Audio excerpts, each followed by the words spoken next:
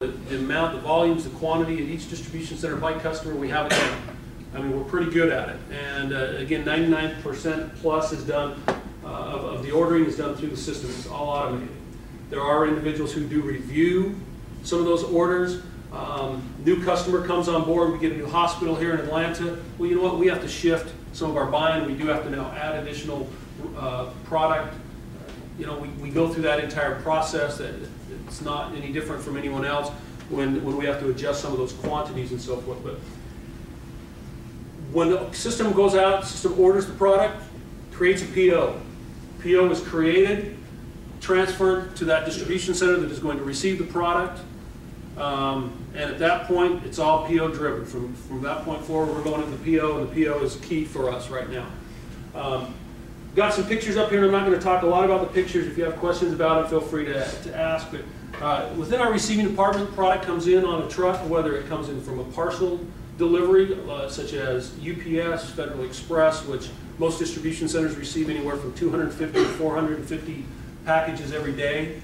The product comes in, or it comes in on a truck, whether it's an LTL truck or a full truck load that's coming in, backs up to our dock, product is unloaded.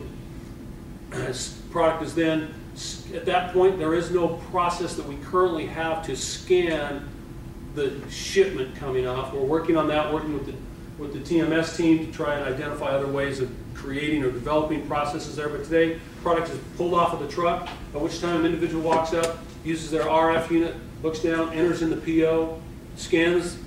You know, once they scan it, there's a couple questions they have to answer. For example, with who the carrier is and etc. But once they've entered in that PO, they start receiving. We do two types of receiving, and that's the pictures that you see up here. The one on the left is for our eaches. The one on the right is for full cases, and we'll talk more about the picture on the right in just a moment. But product comes in, if it's parcel, comes in typically within a parcel. There's going to be a lot of individual pieces within those boxes. Open it up, scan. I've already scanned the PO. All of a sudden, I just start scanning product. System tells me specifically where the product belongs in the warehouse, and it directs me. And in this case, this is actually Salt Lake City. This picture here, it has these different totes, colored totes back here. There's green, orange, red, etc. Each of those are unique to a specific location within the warehouse. Put all the product in, assign it to the tote right then. As soon as I receive it, product is available for the customer. Customer wants to place an order, and they need that product. Even though it's still sitting on the dock, if it's been received, the customer can order it, and it'll go right into their order, and it'll confirm back to the customer that it's available to them.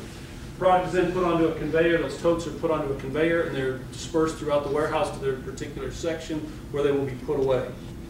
Okay? Similar type thing happens with the full case.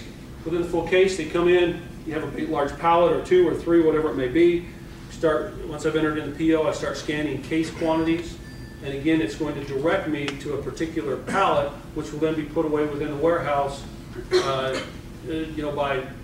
within sequence. The items that you're looking at right here, these large containers right here, these are Gaylords, what we refer to as Gaylords. These have come from our regional distribution center. These were actually received. They have the product. They're full of product right now. And we'll talk. So as we talk more about the RDC and their role, kind of just remember those pictures right here that you're seeing, and again the product those are full of product. Okay. Yes.